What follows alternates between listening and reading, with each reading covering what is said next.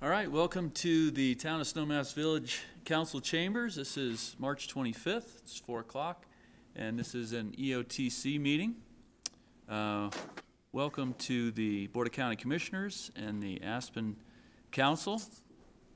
I guess we should do a roll call by jurisdiction so we can make sure we've got quorum. I guess I'll do that here. Good? Here. Schenk? Here. Madsen? Fritzstein? Here. And Circus. So only Circus is missing. I thought it was going to be here. Tori, you want to do it for the city? Here. Houndstein? Present. Mesereau? Here, but in Snowmass. Hopefully that's not confusing. Mullins? Here. Richards? Here. And Mayor Tory. Thanks, Bill. Steve, you want to? Well, the county, I'm here. Greg Postman. Here. And I don't see any other on the screen. Is anyone somehow on phone call or something that I'm not aware of? I think we only have 2 at the current time. There were 2 others who were going to come in person. So Steve, it's my understanding that Francie is planning on attending virtually. Okay. I know that she had some issues that she had to attend to, so I'm assuming maybe she's running a little late. So we don't have a quorum for Picken County at the moment. So for EOTC right now, we actually don't have a requirement for quorum. So we are able to proceed at this time. All right, David, take it away. Let's see if I can get things working here. So I guess before I dive into EOTC and some of the background here, I did want to make note that we do have 2 new EOTC members. One of them is Tom Fritzstein, a newly elected Town of Snowmass Village Town Councilor, and we also have Francie Jacober, a newly elected Board of County Commissioner. So it doesn't sound like Francie's on yet. Hopefully she'll get on here in a bit, but I did want to welcome those 2 members. For the EOTC itself, as a little bit of background on how we begin our meetings, is running through the EOTC vision, mission statement, and state statute and voter requirements as a refresher. So the EOTC does have a vision statement stating that we envision the Roaring Fork Valley as the embodiment of a sustainable transportation system, emphasizing mass transit and mobility that contributes to the happiness and well-being of residents and visitors. We also have a mission statement that states that we will work collectively to reduce and manage the volume of vehicles on the road and parking system, and continue to develop and support a comprehensive multimodal long-range strategy that will ensure a convenient, equitable, and efficient transportation system for the Roaring Fork Valley. And then expenditures for the EOTC are bound by state statute and voter requirements, and these are essentially that EOTC funds must be utilized for financing, constructing, operating, and managing mass transportation systems within the Roaring Fork Valley. So with that, moving into the agenda for this afternoon, we've got 3 items on the agenda. First is public comment, then moving into any EOTC committee member updates, and then onto the action item, which is the EOTC IGA update. I'd like to see if we do have any. I don't know if we've received any public comments via email. We wanted to also see if anybody was available on the line virtually to provide any public comment.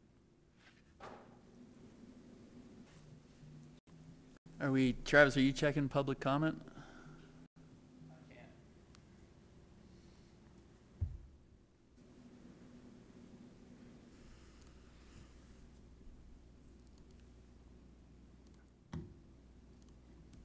We don't have anyone from the public who would like to make comment. Thanks. Fair enough. All right, the next item is EOTC committee member updates. So this is a standard portion of the agenda to see if there are any updates from committee members on matters that pertain to the EOTC.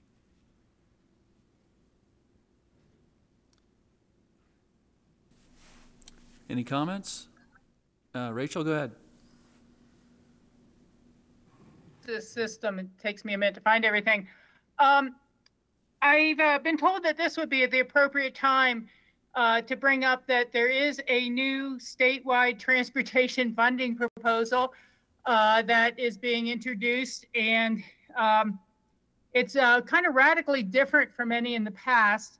It's still attempting to tackle the tens of billions of dollars worth of backlog that Colorado has in the transportation system.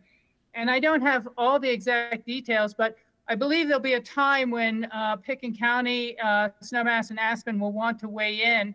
The real highlight is, unlike past attempts, it is not a sales tax for any of our communities, but they are looking at fees, and they are looking at a $2 cents a gallon fee for fixing the roads, and then instituting fees on kind of a delivery service type of uses of the road, like food DoorDash or things like that, which really don't collect or pay sales tax or contribute to the systems at all.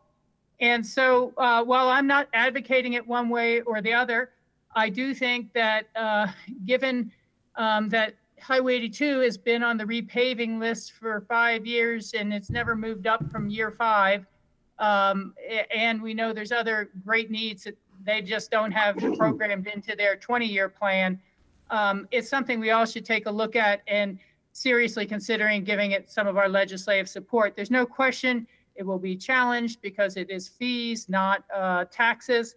But at the same time, I mean, I was there for the first blue ribbon transportation funding panel with Governor Romer, and we have not increased the funding to transportation, roads or highways since. And we've just seen the pennies of gasoline tax that we pay into the state, their spending power deteriorate radically since 1991. So that's just my update, but I think that it's well worth each board to have their staff take a look at it and see if we would be inclined to support it with a joint letter or individually. Thank you very much. David, I do have a question too. Thanks, Rachel. Go ahead, Tom. I'm sorry. For both Davids, I don't know if you saw, I think it was in the news last week, the town of Kremling has got the electric bus, and I think it was $400,000, and they got a $200,000 grant from the state. So is that something that we can pursue, or have we, and David Peck will tell me probably more about the battery packs and if are they updated enough that the town of Kremling is moving forward with electric buses? Yes, RAFTA has 8 in their fleet, and I believe they're purchasing 5 additional. We have submitted a no low emission grant to the state for the next 3 body on chassis vehicles that we have in our capital replacement plan. And we'll try to make up the premium for the technology. And so, yeah, we're looking at it. We're going to dip our toes into the water and make sure that it's going to be a viable fix for us. Okay, thank you. I just wanted to bring that up and bring it to everybody's attention who may not have known that or seen it. Thanks, Tom. Any other committee comments? Okay, David. Action items. All right. Moving on to the action items for this afternoon. The action item is the EOTC IGA update. Before getting into the more specifics of the IGA update itself, I wanted to put it into context. So the motivation and the direction to update this IGA came from the 2019 EOTC retreat. And overall, that direction was that the EOTC was to first get its internal quote-unquote house in order. And what that meant was really addressing governance and decision-making issues within the EOTC. So from that retreat in 2019, you were presented with a work plan for 2020 that included the graphic on the right here. That plan included starting off with the strategic plan development, as well as this Comprehensive Valley Transportation Plan update, which were both completed in 2020. that brings us to the third step, which is the IGA update, which is what we are focused on here tonight. And then the fourth step, the budget framework development, is in the 2020 work plan was identified as being the fourth step. We have actually been working on it through 2020 and continue to work on it currently. So two things that are already in place regarding the budget framework development includes an annual project ranking that's based on the strategic plan and that mission, vision, guiding principles, and key strategies, as well as the tactical guidance provided within the Comprehensive Valley Transportation Plan. So what this is a matrix that's used on the backside. We used it this last budget cycle. It's intended to be used every budget cycle to develop the work plan and the budget that gives staff guidance to say, these are of everything in front of us, these are the projects that best meet what we have in terms of the guidance from the strategic plan and CVTP. So that is currently in place and has been in the works now for about a year. And then the second one is reworking the budget to remove and replace the lockboxes.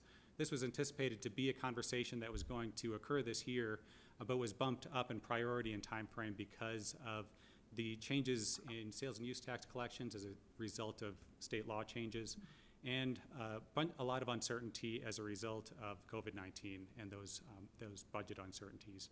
So that was actually addressed as a part of this last budget cycle, and we did replace the lockboxes with a unobligated fund balance line within the budget itself. And then the next steps, this moves us to the July 29th meeting, which is the next EOTC meeting. We are looking to create a framework for identifying and prioritizing infrastructure projects moving forward. And this would be focused on infrastructure projects that encourage mass transportation, which is dictated by the requirements of state statute for the EOTC. Excuse me, Dave. Sorry, Greg here. Mr. Chair, Mr. Mayor, it's possible that our public feed isn't going out. I got a text from the Aspen Times saying they can't hear us. And we probably ought to try to fix that before we continue, because we might be violating an open meetings law if we can't provide access. That's my public service announcement. Amy, did you hear that? It's working on our website. The stream's working. Okay, I'll relay that. Jason Oslander at the newspaper said he can't hear it. So if website's working, I'll let him know. Is that the GrassRoots feed or website feed? Website feed. I'm sorry, I'm not sure about the GrassRoots feed, but the feed on our website, tusv.com, does appear to be working, so you can tune in there. All right, I'll tell him. Thanks. Sorry about the interruption. But we should be on GrassRoots too. I mean, for council, for city council, public, and others. We're told it's working in the chambers here. The GrassRoots is here. It is being recorded. All right, so I think that we're good to keep going. Yeah, go ahead and proceed. Okay. So to hit back on the July 29th meeting, we will be looking to create a framework to identify and prioritize infrastructure projects. And this is stemming from two studies that we have ongoing right now. One is the Integrated Mobility System Phase 2, and the other one is the Upper Valley Transit Enhancement Study. So the outcomes of those studies will be presented to you at the July 29th meeting with the goal of carrying forward a matrix and a way to identify and prioritize infrastructure projects moving forward. So looking more closely at the IGA update itself, again, this stemmed from the 2019 retreat, and the two primary goals here from that retreat were to update EOTC governance and clarify EOTC decision making. And that the proposal before you does build off the work that we did last year in terms of adopting the 2020 strategic plan, as well as the 2020 Comprehensive Valley Transportation Plan update. We did go over this briefly at the prep meetings, but I wanted to remind you of it here tonight, is that the EOTC is guided by three primary documents. One being the 1993 IGA, which established and organized the EOTC. The second one is Resolution 61, which adopted the 1993 Comprehensive Valley Transportation Plan. And the third one is Resolution 62, which identified projects to be funded by the 1993 Transportation Revenue Bonds.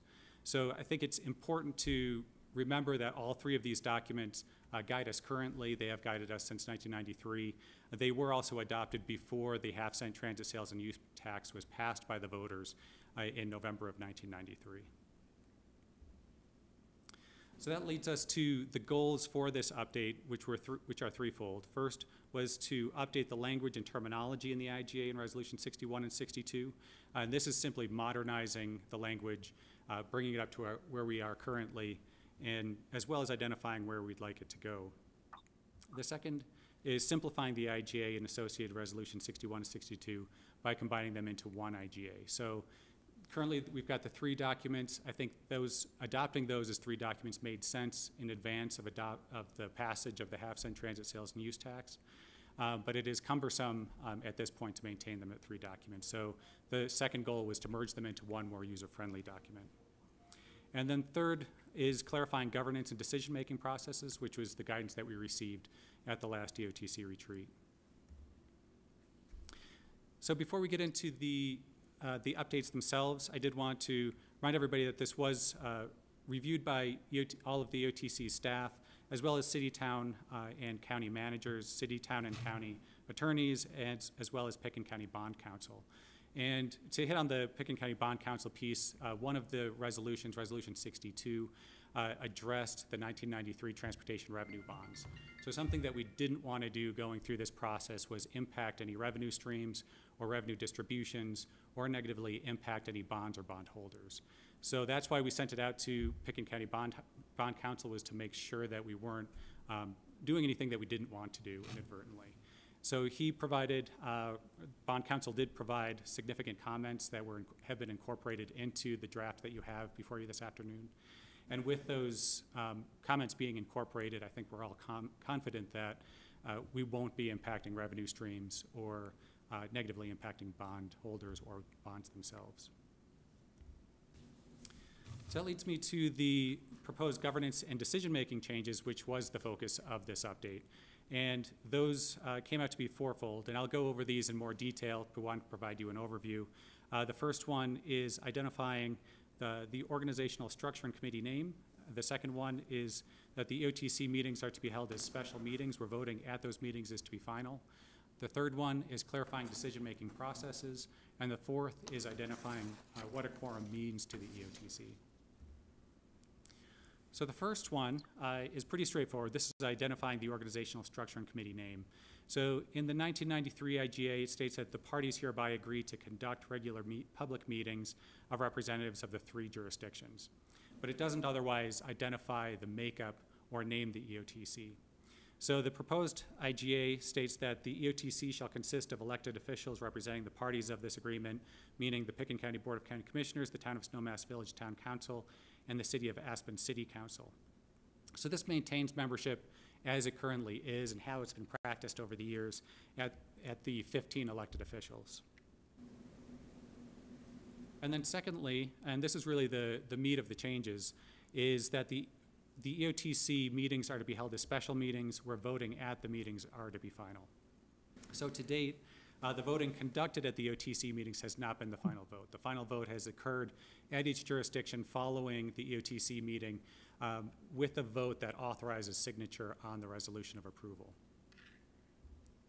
So the proposed IGA then states that the EOTC meetings shall be noticed special meetings for each party, and the votes tallied at an EOTC meeting shall be final. So this removes the requirement that we go back for that second vote. It streamlines the process. I think it makes it more straightforward and for committee members, staff, and the public in terms of when those decisions are actually finalized. It also allows the mayors and chairmen to sign a resolution of approval that's been prepared immediately following the EOTC meeting. So the proposed IGA also recognizes that flexibility is necessary. So we do have a large committee. There are times where we do need to get decisions made quicker or schedules are interrupted and things need to be rescheduled, but we're not able to all convene at a necessarily convenient time. So we do have language in the IGA that states that decisions shall be agreed upon by all three parties at a regular scheduled meeting of the EOTC, but may be acted on by the individual parties at their respective regular meetings. So this allows that flexibility to go out to the individual jurisdictions if necessary. I think a good example of this was actually almost exactly a year ago when COVID-19 interrupted our March EOTC meeting, where we were supposed to review the strategic plan. And as a result of that cancellation, I went around to each of the jurisdictions, made the presentation on the strategic plan, and obtained a vote from each jurisdiction individually. And that seemed to work well. There are some downfalls to doing it that way. Obviously, we don't get the shared understanding of the issues. It makes it harder to make small tweaks. I think that there's motivation then to try to maybe gloss over some small tweaks that some people may want in order to keep things moving. So there are some benefits in terms of time frame. I think there's some downfalls in terms of the shared understanding of where it's going. So the decisions in terms of when it would be broken out by jurisdiction would need to be done on a case-by-case basis, looking at how far in the future would be the next available slot to have a full EOTC meeting, and the nature of the decision that needs to be made. Then moving on to the third item here, this is clarifying the decision-making processes. So and this is again the bulk of the direction that we received from the last retreat. So the 1993 IGA states that all expenditures and projects shall be agreed upon by all three parties in advance of any such expenditure or budget as evidenced by a resolution duly adopted by the governing bodies of each party. But it doesn't provide any further guidance in terms of the possible decisions that the EOTC could make outside expenditures or projects. So what we've done in this draft of the IGA is identified the 4 different types of decisions that we've seen the EOTC make over the years. So the first one is adoption or update of the CVTP. This is broken out because the CVTP is a requirement within the ballot language that we have this document. The second one is expenditures and or budgets. So this is something that we have been running with currently. Third one is supporting documents and plans. So what we've done in the past is we've utilized the existing process for budgets and expenditures to move supporting documents and plans forward. And then a new one is administrative direction. Just for the public, can you go over what the initials CVT whatever were and not use abbreviations, David? Yes. On that last slide. Thank you. So that is the Comprehensive Valley Transportation Plan. So that is the plan that identifies the tactical things that the EOTC desires to see into the future. So this was updated from the 1993 version to the 2020 version last year. So I don't have a copy of that in my presentation here tonight.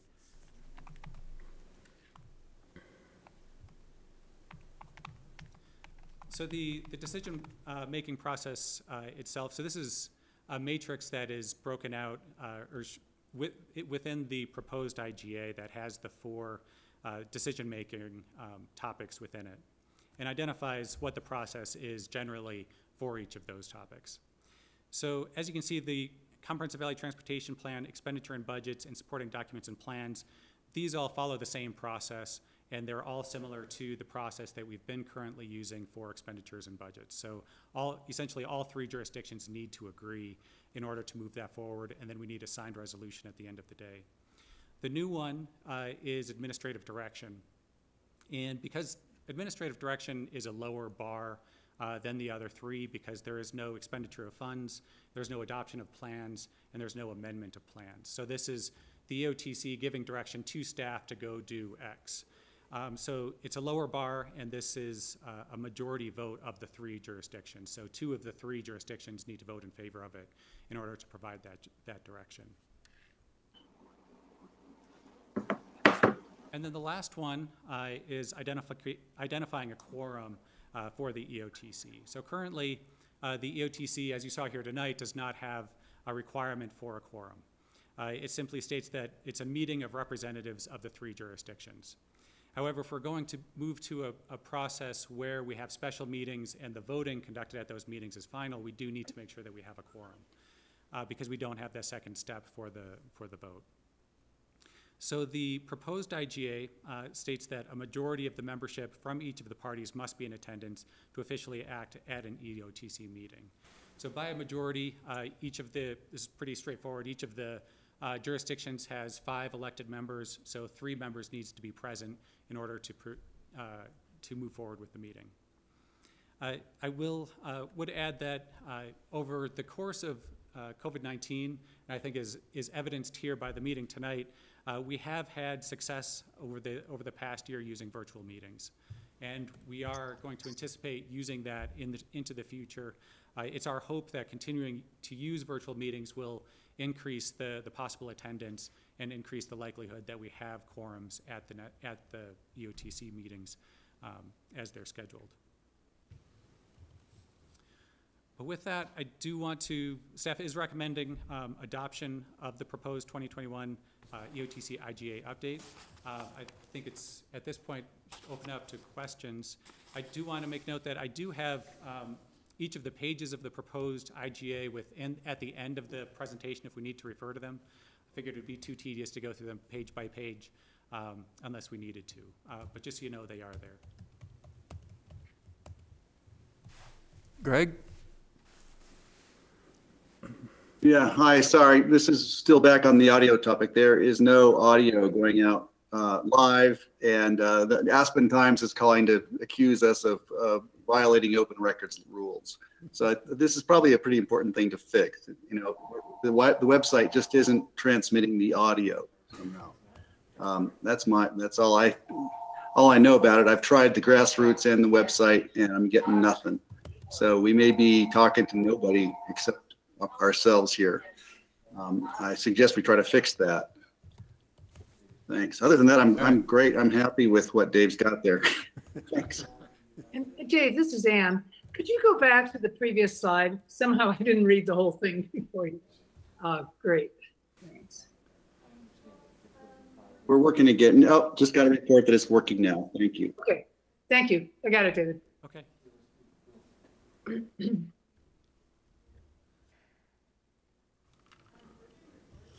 All right, so we're good on the website and we're good on Rachel's got her hand up. on GrassRoots. Rachel, go ahead. Thank you. The one thing David just said is that it would only take 2 out of 3 directions for 2 out of 3 of the bodies for direction to staff to go do something administrative. And I just kind of wonder where that came from. In the past, everything was all 3 bodies agreeing. And I just have a little concern about 2 bodies saying, yeah, start to study this, and the other one not wanting to study that, and then really kind of damaging the relationship because we go forward with something only 2 out of 3 want. And so I was kind of trying to figure out why did we come down to that level on that one? And do others agree?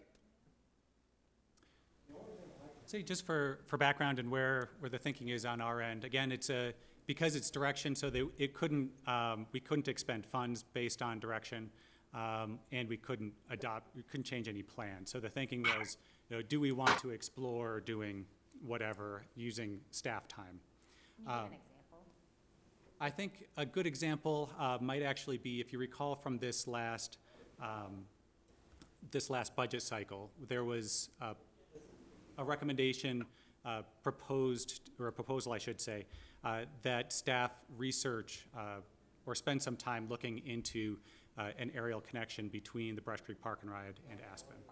And so that would be an effort that was looking to be undertaken using staff time, not expending any funds. We would come back to you with some sort of report, but we have the direction from at least a majority saying, yes, we're interested in learning more about this.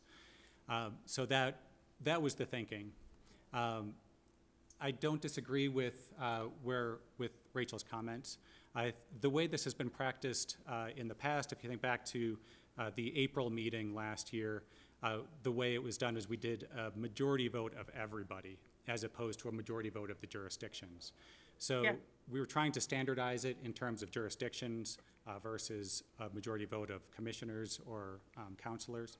But I think that if there is a feeling as though it could cause discomfort amongst the committee members, then I think that there is a good reason to say that it should be a vote of all three jurisdictions.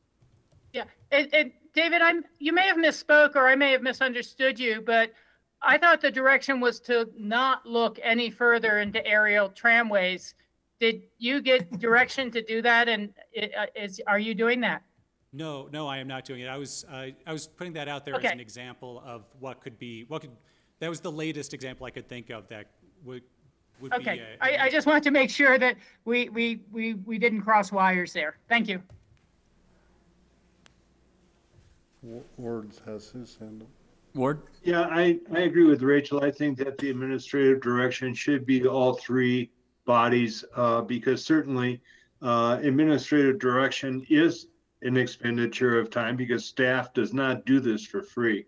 And I also have a question. If, for example, this evening BOCC does not have a majority, is there any provision in here for proxy votes so that if a council member, a town of Snowmass Village town council or BOCC member cannot be in attendance, but yeah, are there any proxies available? I know in Aspen that's not a possibility, but in the event decision cannot be made, and as an example tonight with the BOCC without a majority, does that mean that the BOCC has to go out as an individual body and either acknowledge or vote for this and accept or reject it? And does that make, if 2 out of the 3 bodies are here now and we vote to accept it, BOCC goes out and accepts it, does that make the vote final and final direction? So we do not currently have any provisions in here for proxy voting. I think that's a question that we would need to pose to the management staff of each of the jurisdictions as well as the legal staff to determine whether that is a feasible option. I mean, the way this is set up though is each board would have their own meeting. So if Aspen can't do proxy votes as a regular council, they wouldn't be able to do it here. Snowmass Village is the same restriction. We can't have proxies as a regular meeting, so I don't think that's an opportunity for us. Of course, it wasn't online. Dang it, my mic wasn't on. Go ahead. So what Clint was saying, if you didn't hear it, is that the town of Snowmass Village cannot do proxy voting, and it sounds like the city of Aspen also cannot do proxy voting. And because this would be structured in such a way that the EOTC meetings would functionally be a meeting of each of the jurisdictions, we couldn't have that within the IGA for the greater group. Okay, so for example, this evening, since BOCC is not here, if they go and individually meet and affirm a direction, does that become an accepted affirmation of a action by the EOTC? So in a case like this, I would say that we would be able to take votes from the 2 jurisdictions that are here. I would need to go back and have a separate meeting with the Board of County Commissioners at one of their regular meetings in order to obtain that final vote with the quorum that they have at that time. Okay, so we don't have to meet again to affirm that can go forward after the BOCC or whichever body is missing a quorum affirms it at a regular meeting. That's my understanding of the way it's drafted and my understanding of trying to put this into action, yes. The hope is that we would have an idea of whether a jurisdiction would not have quorum before the meeting. And if we know ahead of time that we wouldn't have quorum, then we'd be looking at rescheduling.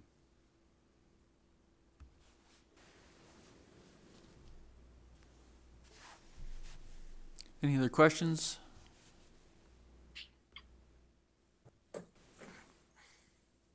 Steve? So I think that the biggest problem we will have, and it's been a problem in the past, is like tonight we only have 2 BOCC here at the meeting. I suspect Francie's probably trying to get on and couldn't do the connection, the Zoom, or it's not Zoom, but maybe that's why she couldn't get on. Different kind of connection. And what will happen in that case if two of the entities could hold their vote, the third entity could not hold their vote at the meeting? Right, and that's what we were. Yeah, so that's going to be the biggest problem we have with this new proposal. Yeah, it is. It is definitely a difficulty, and that was part of the reason why we have the language in there in order to have this flexibility. So again, the way I would see this playing out is we can take the votes from the jurisdictions that do have quorum. I would need to go back to the Board of County Commissioners in this case and not necessarily, maybe not go through the whole presentation again, but at least obtain a vote with the Board of County Commissioners when you do have a quorum. So the other two could vote at the EOTC meeting, and, yes. And you wouldn't have to go back to them. So it would simplify if you only had to go back to one entity and do a short presentation and have a vote. Exactly, yeah. Yeah. Yep. Tom? Yeah, given that, what establishes a quorum for a meeting? Do you have to have at least one of the entities have a quorum, or two of the entities have a quorum? Or is it not specified? So the quorum is based on jurisdiction, and it's a majority of members per jurisdiction. So, like tonight, two of the three would have quorum, one wouldn't. So we can take votes from those two jurisdictions. All right, thanks. Yeah, I'm kind of the mind that we should have a unanimous vote to move forward. I think having two of the three jurisdictions approve a project is problematic. But I'm open to other comments as well. Dan? Oh, Dave. I was originally thinking that it should be two of the three, just perhaps two jurisdictions are interested, the other one is on the line, and with more research and investigation, it might be clear what the choice is and what the decision is. But the downside is with quarterly meetings, if something is brought up, it could be 3 to 6 months before more information is presented. So I'm thinking now that it probably should be all three jurisdictions are in agreement with moving forward on something, rather than leaving it in limbo for 3, 6, 9 months, whatever.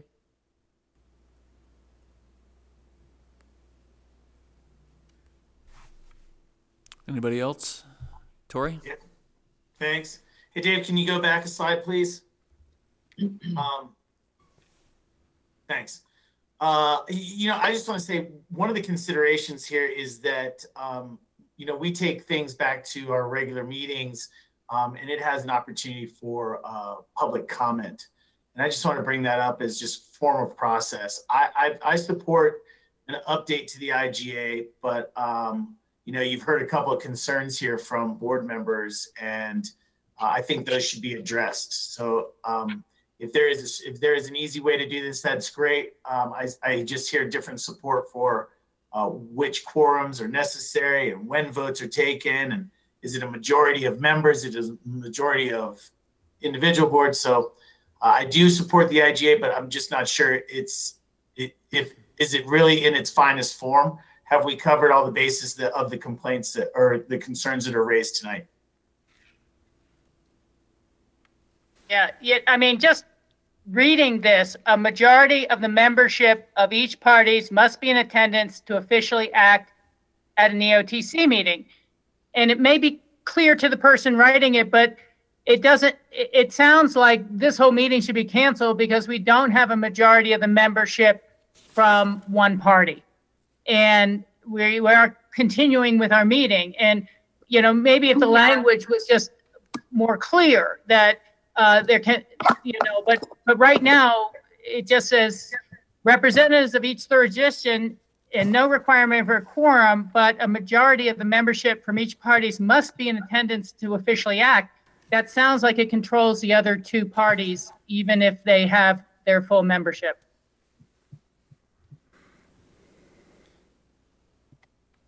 I think it could be read that way.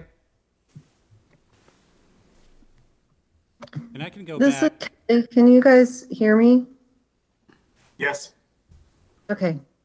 Hopefully that resolves the quorum. I'm sorry I'm joining late. I'm not feeling great, but happy to be here. Okay, welcome. Ward?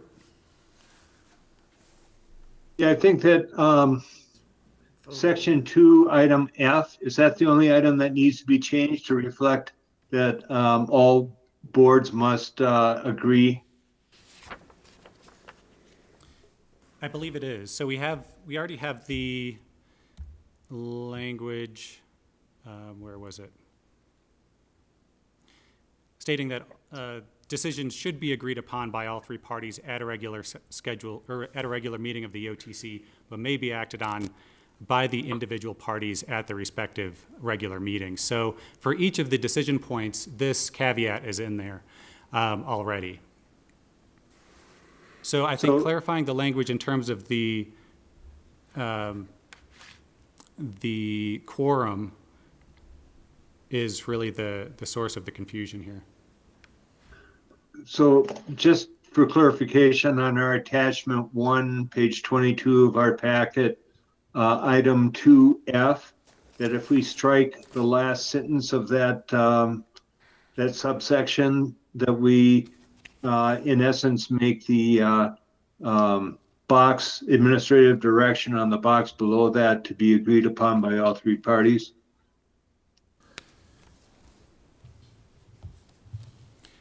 Can you state again which page you were on? What page you're looking at? I'm on page 22 of the packet on attachment 1, page 4 of that attachment, item 2F.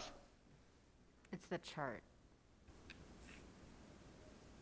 It's under organization and decision making is the number 2, and then F says that it requires majority of the vote.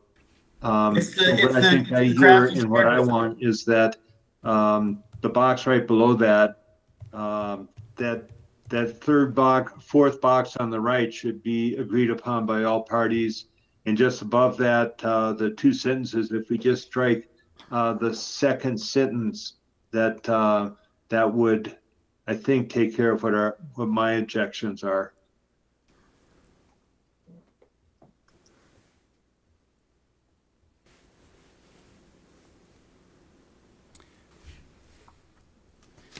Yes, that makes sense in terms of requiring all bodies to, for an administrative direction, that would change it so that all three need to agree in order to provide that administrative direction.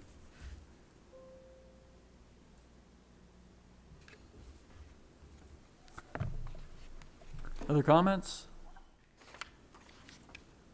I mean, I would just say with regard to the quorum discussion that if you're going to continue to allow online meetings, I find it hard to believe that we couldn't establish quorum within each entity. I mean, I don't know. Since I've been sitting on this board, I think I can't recall if we've never not had quorum, maybe once.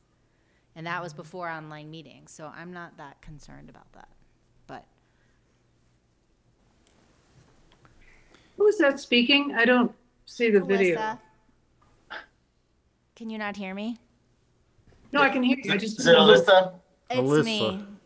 I don't know why I don't know why you can't see me, but I'm here. Oh, okay. It's me and all the men in this room. Oh my God. You're a lucky lady. You know, it's a funny instruction box in the corner, kind of blacks out a number of people. I can't see Ann either. But Mr. Mayor Madison, if you're willing, I would take a motion to approve the IGA as amended to correct the section so that we're in all agreement as bodies on any action, administrative or otherwise. Okay, do I have a second? I'll second that unless you need it from a different jurisdiction. I'll second it. Okay, Alyssa will second. Any further discussion?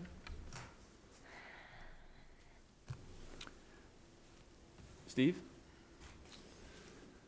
So I'm okay with changing that part. That makes sense. I think we still have a problem in the wording on that we cannot conduct business unless we have a quorum of each of the entities at a meeting.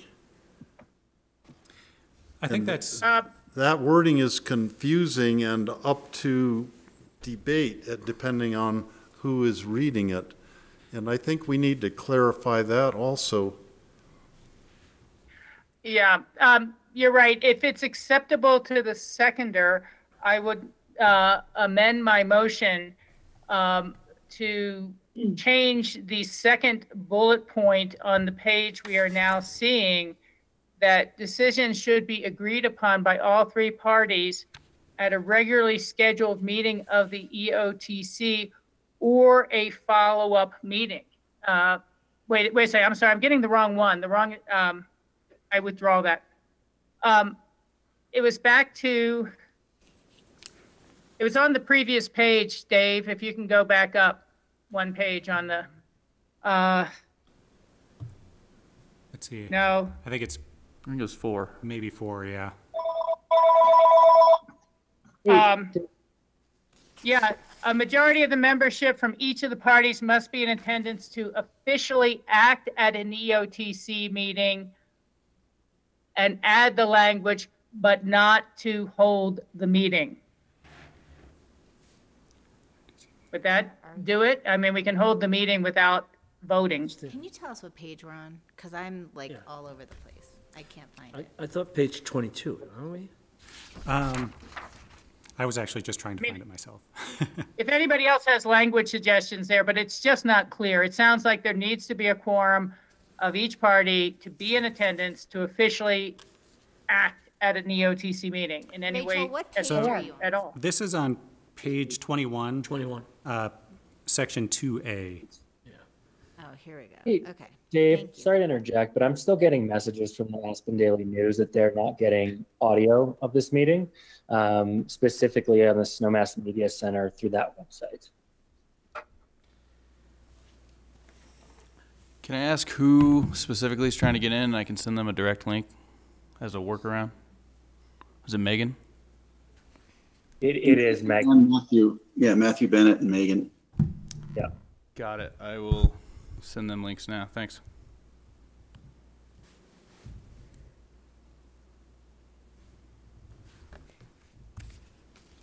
Rachel, I'm not 100% comfortable with that we're abiding by open meeting laws with all of these communication problems. If it takes somebody to know a council or commissioner's text to be queued in, I think we're in violation of open meetings. Bill, do you have an attorney in your room? I don't know that we have an attorney here. There's not an attorney in the room, but a town manager willing to fake it for a minute. I'm an attorney.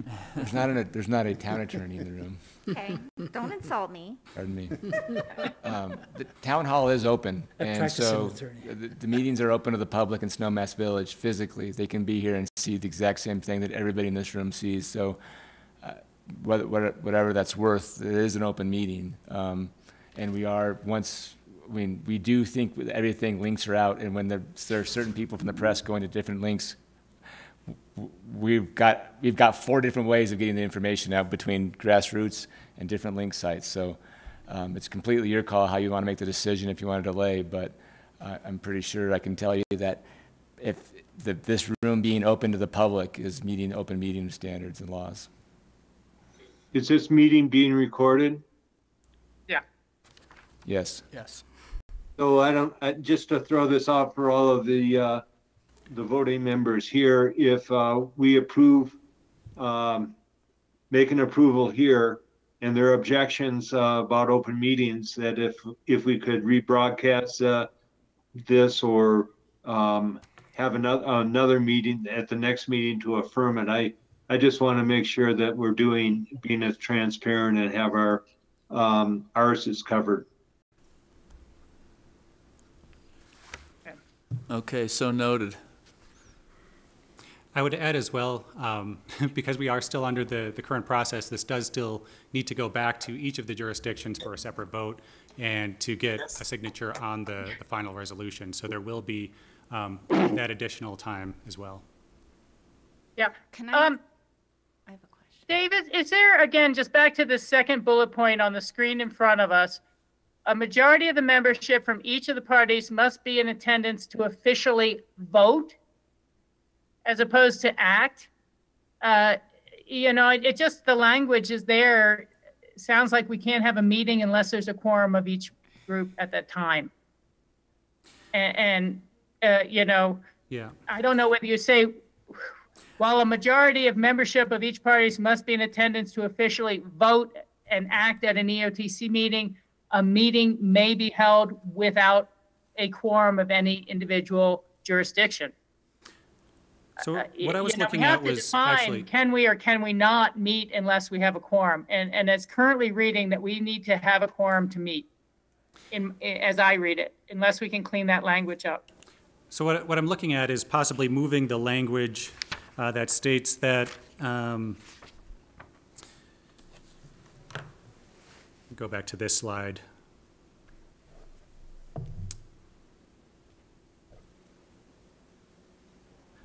So the second bullet point here, basically moving the language may be acted on by individual parties at their respective meetings. So taking that section of that paragraph and moving it to the end of this one. So it would read, I don't have it all written down, so I don't know if I can get it verbatim, but. Yeah. Wait, but can I say something quickly? Because, so if you look it up on Robert's rules, it's saying a quorum is the minimum number of voting members who must be present at a properly called meeting in order to conduct business in the name of the meeting. So we may not be voting, we may not be conducting business, but Rachel, you're saying that you still want to be able to hold the meeting regardless of if there's quorum or not, right? Well, what I want to clarify is we could do what we did tonight, where we started the meeting before Francine had gotten in, and we started listening to the material, but we were knowing that Pitkin County would not be able to vote on the matter, but So that be more for individually discussion. Snowmass could or Aspen could. But it reads here, a majority of the membership of each of the parties must be in attendance to officially act at an EOTC meeting. To me, an official act is opening a meeting. It's asking for public comment. An official act is pretty much anything that we do when we're together as a body. And so this sounds like it's saying that unless there's a majority of the membership of each party at the beginning of an EOTC meeting, we can't hold the meeting. Right, which I that's just what want that language cleaned up. That's what I'm saying. Like, conduct business to me is like you're saying, taking public comment, starting the meeting. But I think what we want to be saying is for discussion purposes that we can meet without a quorum, but we just can't vote. Correct. Thank you. That's why we have. Or the people without the quorum can't vote. Right.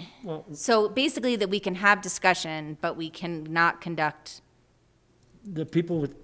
voting. Who doesn't have the quorum can't vote. Right. Yeah, I would add that really the purpose of this is to get away from having discussions at separate meetings. Right. So that's, I mean, this is intended to be an absolute fallback that we break it out into individual meetings. So that is, in terms of each of the action items, so all of the items up here have language within the IGA that says that we can go back to individual bodies to have those discussions and get those votes. But this, you know, I don't want to have to go back to individual bodies. I just want the language of the IGA to say we can meet even if we don't have a quorum of one of the three. And right now it doesn't. Yeah, and that's my I point, think is that I what don't we think need to do is intended. we shouldn't be acting on bullet points on a memo. We should be looking at the actual attachment, which is what is the official IGA. So I think that we need to do is, for example, on item 2A, where the quorums are decided and the votes tallied at the EOTC meeting shall be final.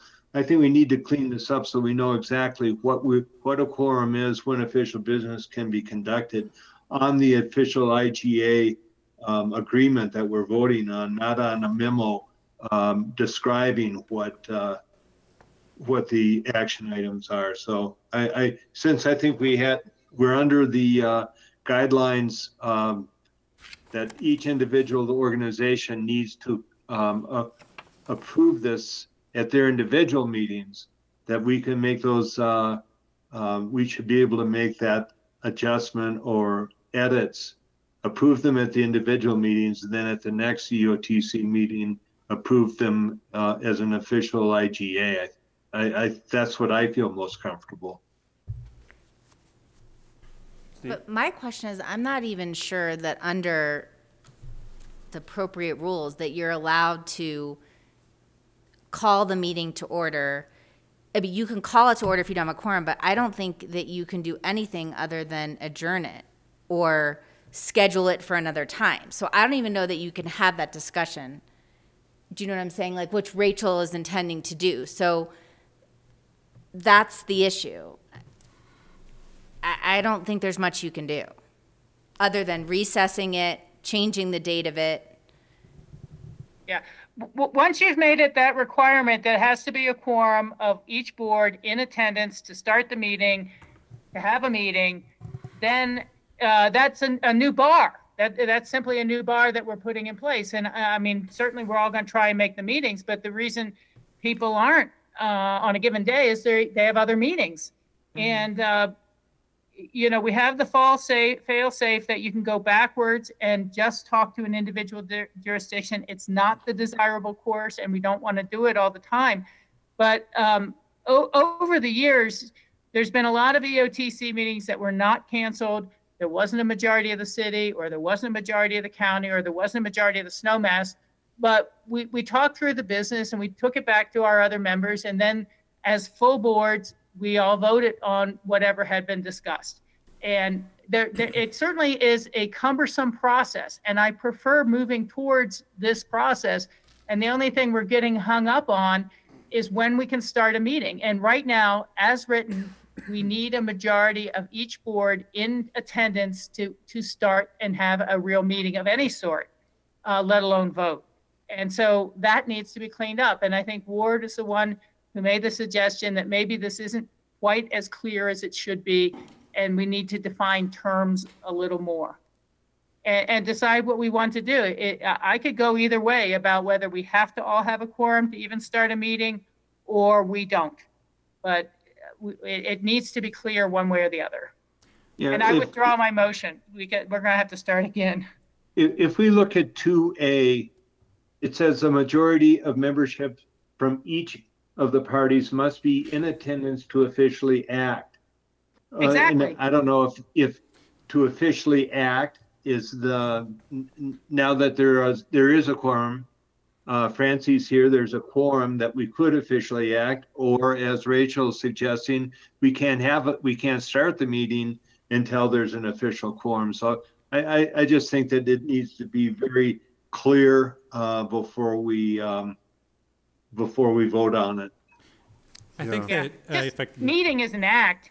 If I can jump in here, the intention here was to set a new bar. The intention here wasn't to just reaffirm what we have been doing. It was to try to make the process better, with the understanding that if we don't have a quorum, we might need to reschedule, and that would be the preferred alternative to holding a meeting without quorum. And I think Alyssa is right. I think that the official act, I think I probably have I believe I did misspeak earlier. I don't think that we would be able to go back to the jurisdiction. I think that the attorneys probably would have called me on that if I tried to push that through. But I do also believe that this is the direction that we as staff anticipated this going.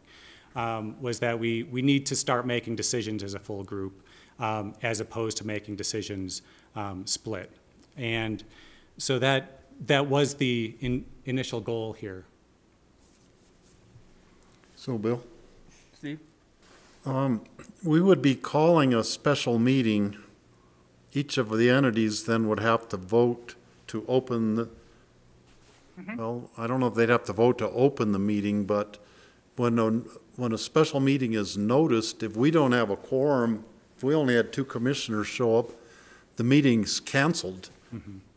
And whether then EOTC could go on with 2 entities being there officially and having a special meeting without the 3rd entity even being able to have a special meeting because they don't have a quorum. That's the legal question. I would like to have our county attorney look at it and give us a possible alternative wording to try to resolve this. I just don't think there is alternative wording. I think if you don't have a quorum, there's no way that you could do anything but other than say we have to continue it or we have to cancel it.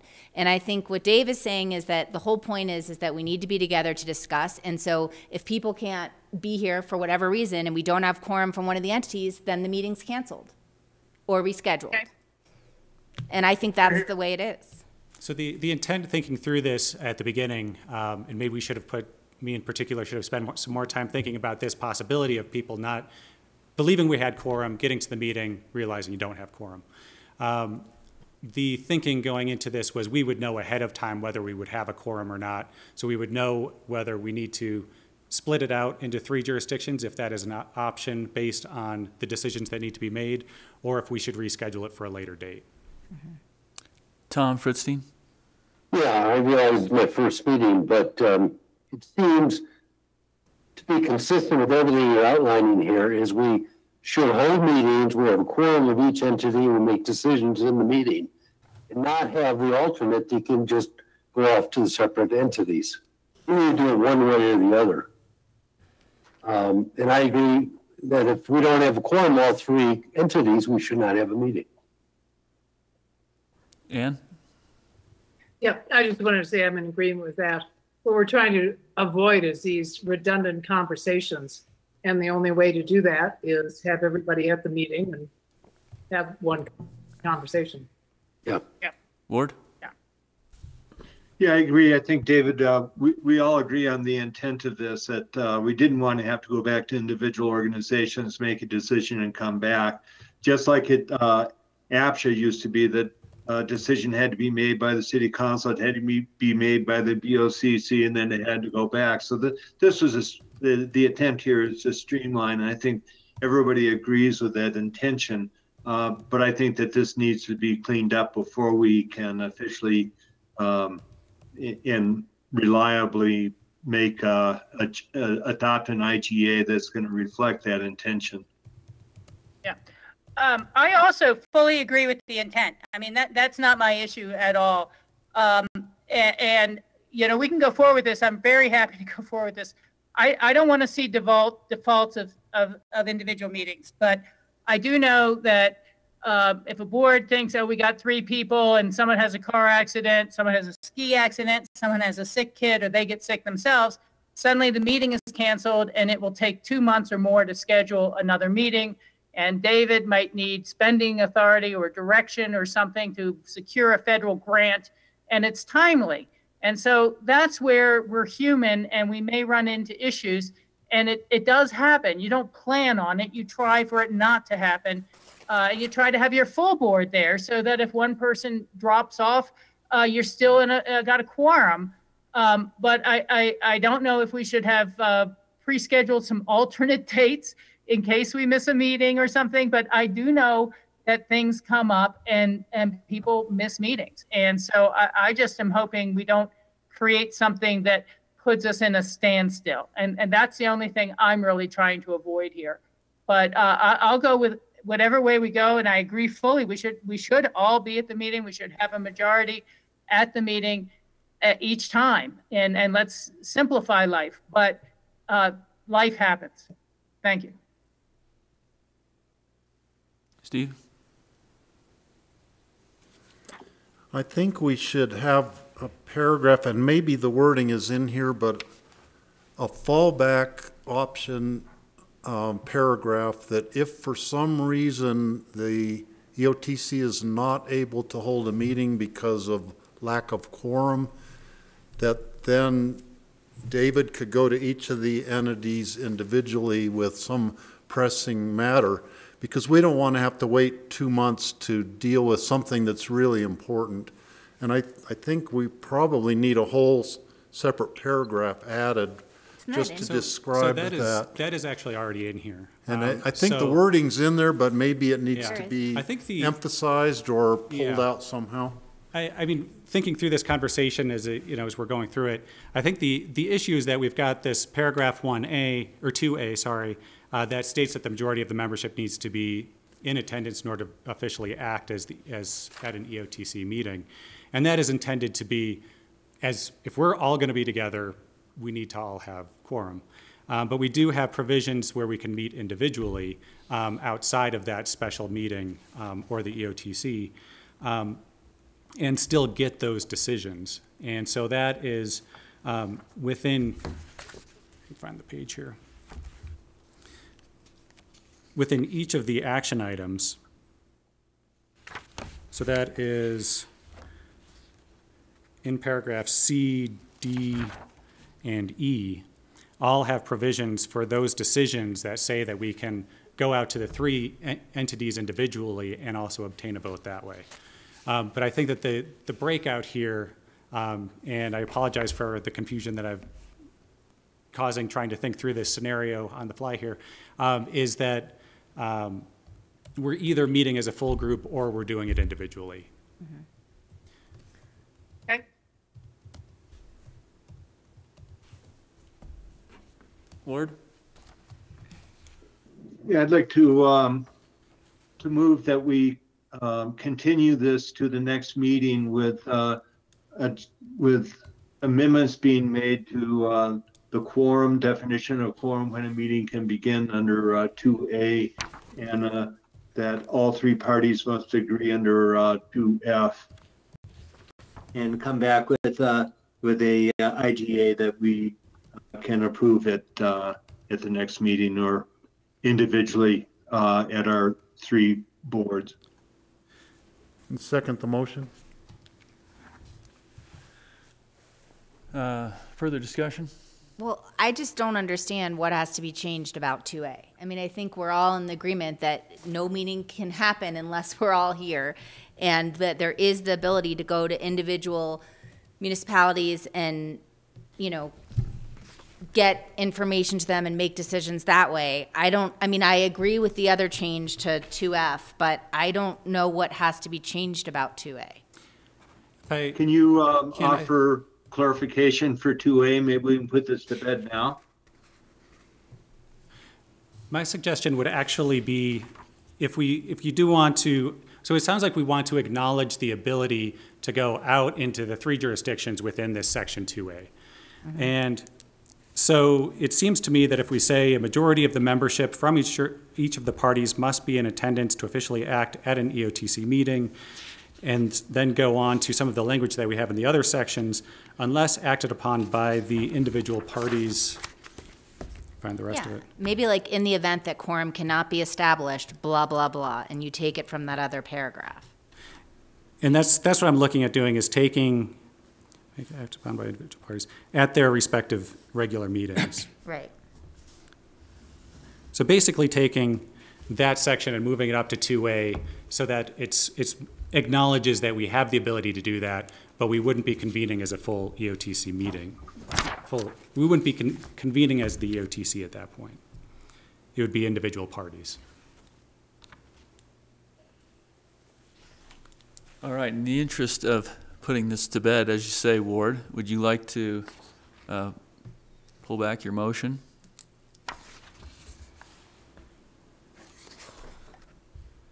You're on mute, Ward. You're on mute. Yeah, I can still talk on mute. You just can't hear me.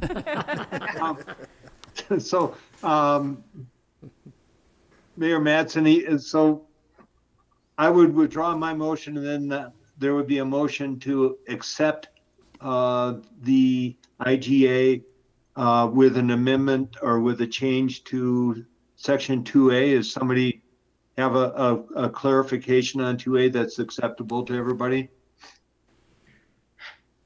Yeah, I mean, it's basically what I said before, that in the event that quorum cannot be established, and then the language from 2C, which is that, you know, may be acted upon by the individual parties at their respective regular meetings. I can withdraw my motion, and if you could offer a motion to adopt with that amendment. Okay, I offer the motion to adopt with that amendment and to, what is it, 2F? Is that the other one that needs to be fixed? Yes. And Yes, 2F. And the table. And the table. And the table. Can you remind what those changes are, since I missed the first part of the discussion, please? So The 2F. in 2F, it is striking the second sentence, stating that a majority vote of the EOTC members in attendance at a regular scheduled meeting. So just taking that whole sentence out and then removing the majority vote in the table and changing it to agreed upon by all three parties. Yeah. Rachel? Comment on the motion? Go ahead, Rachel. Thank you. I understand where we're going, and we got to go somewhere here. But I think what we've just done is set up a default that becomes a lot of individual meetings.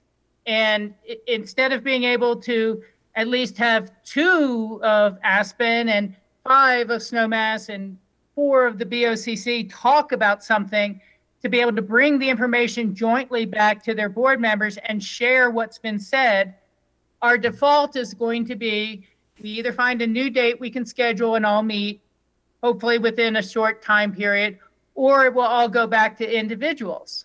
And so there won't be shared information, there won't be shared discussion and things like that, because we're setting it up to say it's either a majority in there every time or the meeting is canceled, and whatever issues needed to be discussed will now be discussed by individual boards and acted on individually. And rather than being able to say we will be able to have a meeting without any official actions being taken, maybe that if there's not a quorum by one body, the other 2 with quorums can't vote on anything, but we can at least hear the public presentations together and have discussions together. So now we've just set us up for black or white. We either got a quorum, we're great to go, we're all good, they'll go forward, or we're going back into the black and it's all individual discussions, and we'll get to read in the newspaper what each other said about the exact same issue. And that's not always very productive. So that's kind of where we're setting up to be now. And hopefully we all make the meetings. That's what my only hope is. I mean, I agree with what you're saying, Rachel. I didn't hear a second. I just don't think that you can have a meeting and do that. I mean, unless I'm wrong. That you can have a meeting and do what she's saying to do. We've done it for the past 20 years since we created the EOTC. Right, but there was no quorum we just requirement. didn't vote on things, but we still would meet and discuss what's going to happen. And then they could bring it back to their board members. And often at those meetings, people would have their transportation manager there and others there.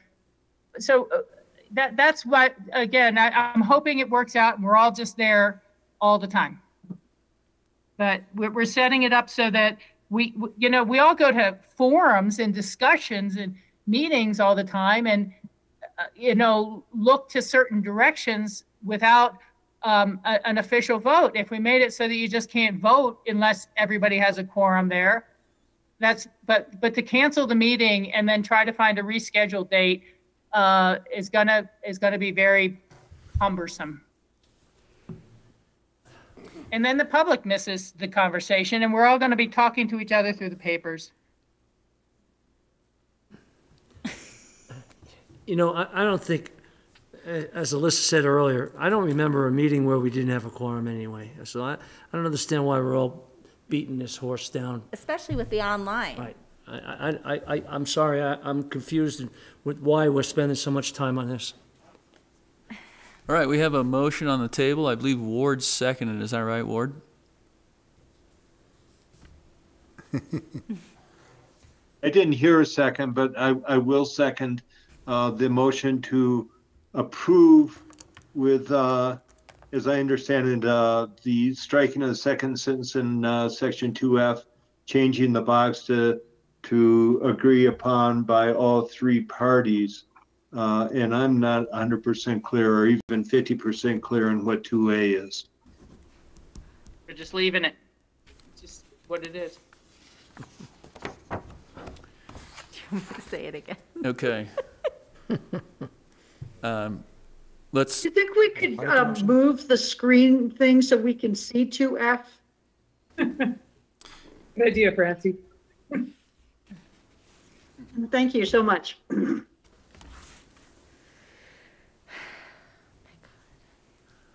Bill? Steve? I think that we should continue this item and have David work with the attorneys and make sure we get the wording right.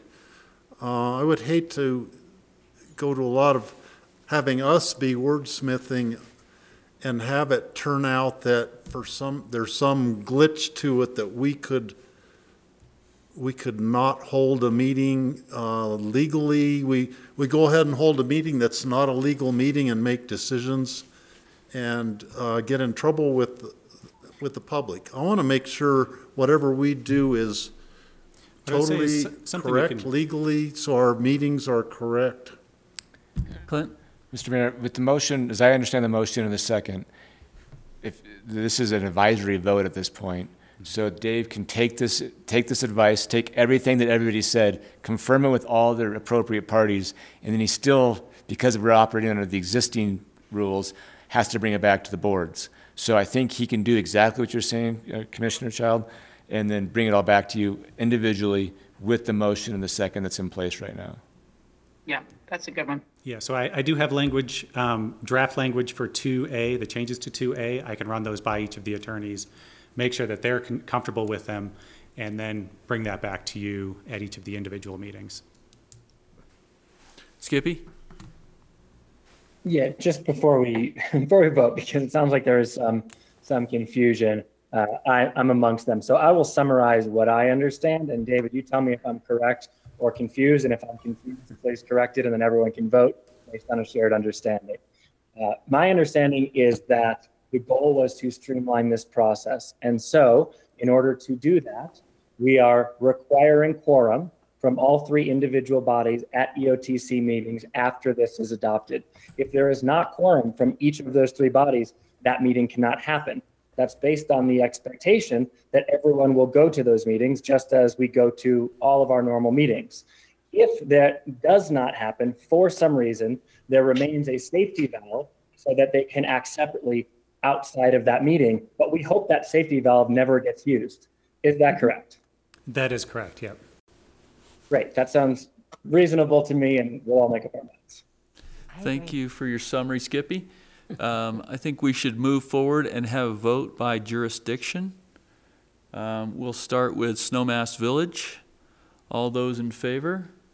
Aye. Aye. Aye. Aye. Tom Fritstein. Okay. I'm good. Aye. And Aspen? This is crazy. All Yes. those in favor? Aye. Okay. And the Board of County Commissioners? Aye. Aye. Aye. Okay, David. You can proceed. All right. Well, I will let you know, I will run that language by the attorneys, and at each of the next meetings, I will let you know. You'll be able to see the exact language that we landed on, and we'll have that attorney feedback. Excellent. I have to step out. Thank you so much, ladies and gentlemen. Thank you, Ward. Thanks, Ward. Thank you. Thanks, Ward. Okay.